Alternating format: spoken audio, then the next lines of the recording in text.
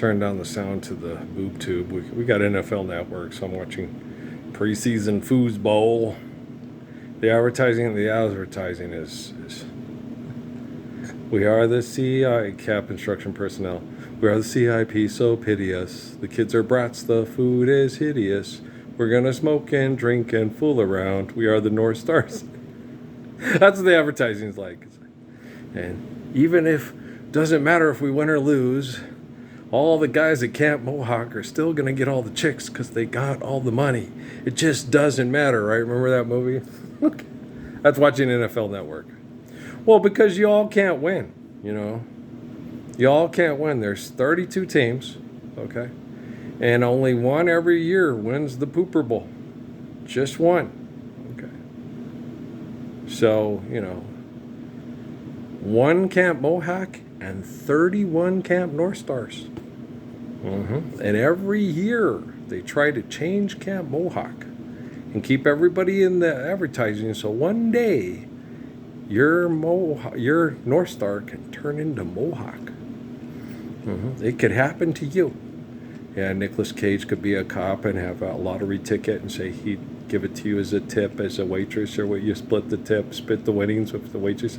Yeah, is that the girl from Harry Met Sally or whatever? I don't know. I've never seen the movie. I've just seen the premise of it. But I was out there cutting the lawn, all right, and you guys, sitting there feeling you guys in prayer. Masses, we all right? Rockefeller in my head. They're still killing over me and my grandpa's money and watching you and Jesus die, Parsons. It's like everybody dies, asshole. It's how you live that inspires faithful love. Right? But for some reason, you guys think David Rockefeller inspired more faithful love in the world than Ralph Earl Parsons Jr.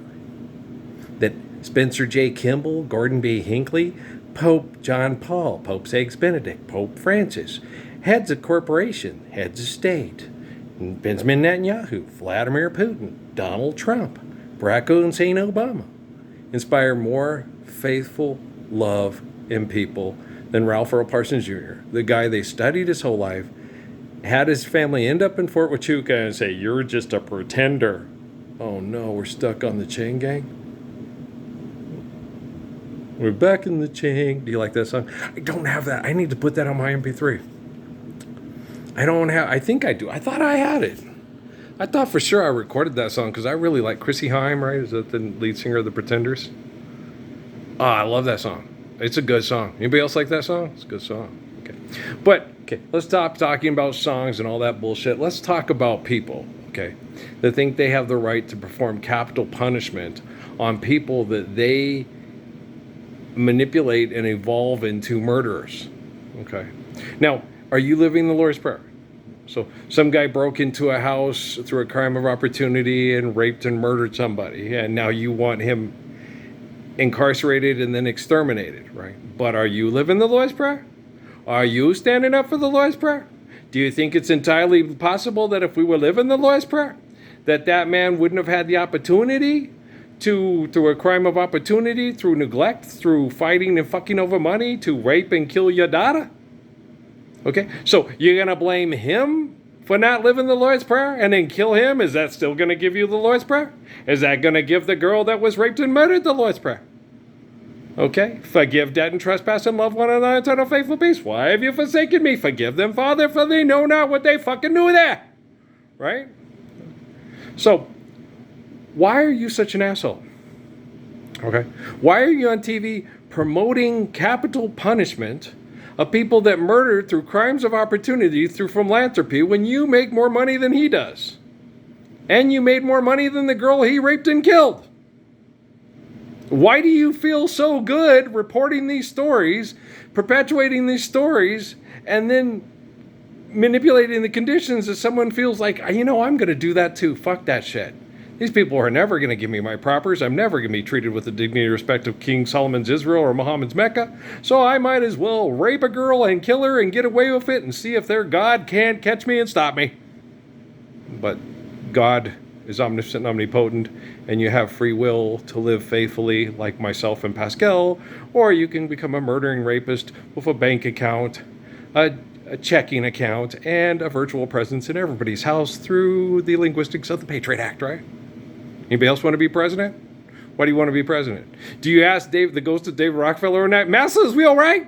Massa, did I do okays? Massa, this is me, Donald Trump. Massa, ghost of David Rockefeller and John Davison Rockefeller. Am I doing good? Am I getting enough fuck monies to have sex with all the porn stars and prostitutes in Las Vegas, Nevada that I wants to? And then get Christians to vote for me for president so I can tell them how their money spent? Why can't we be friends, right? And the person that's running against him, ain't you just like him?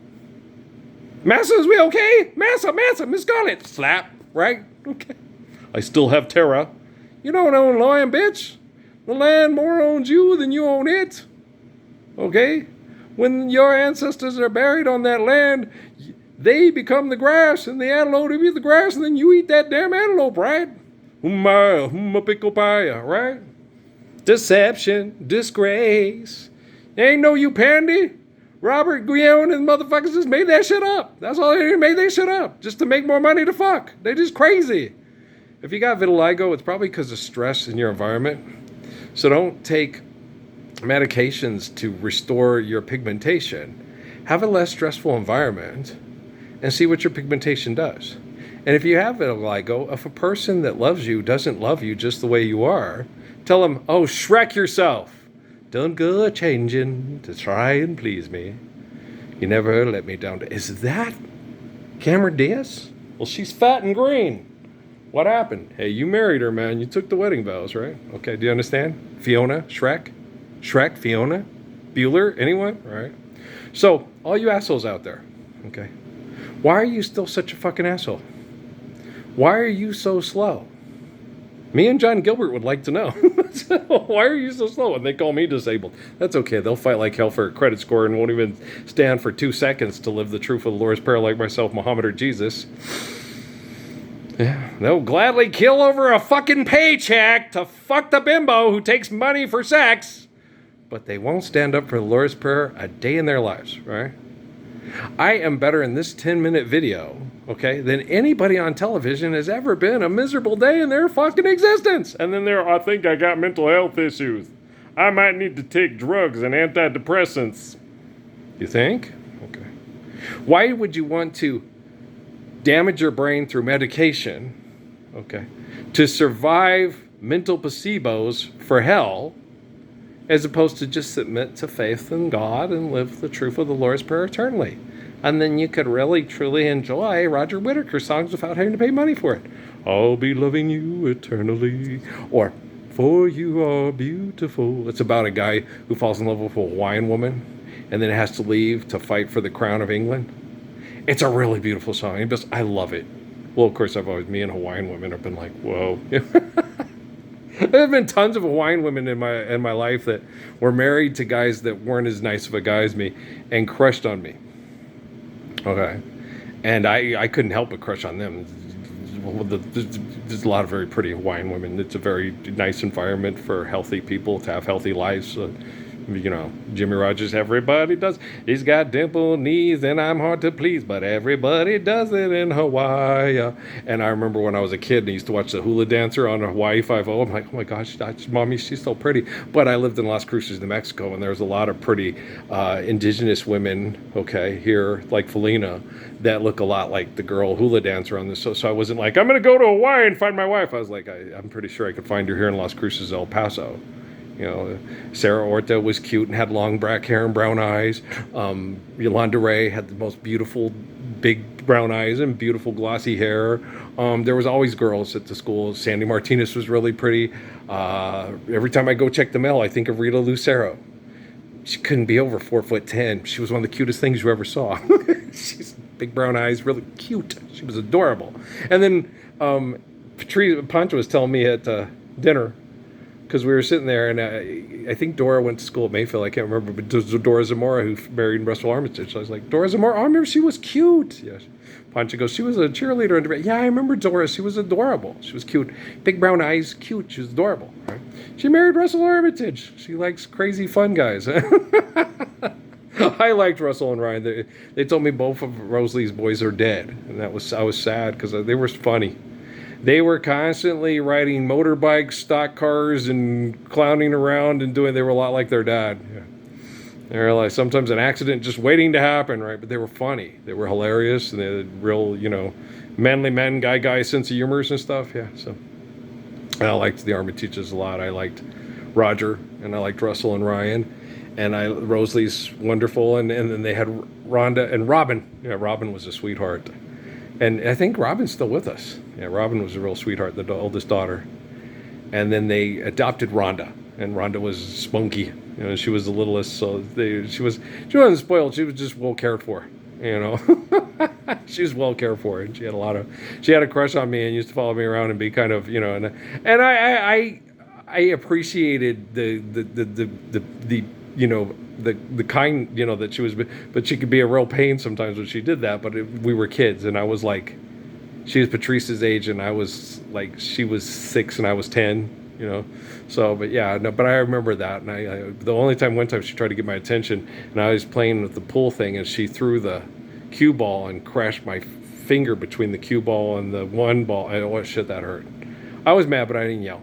I was just like, okay. And Mom would say that girls do that when I wish she'd find a different way to say that she likes me.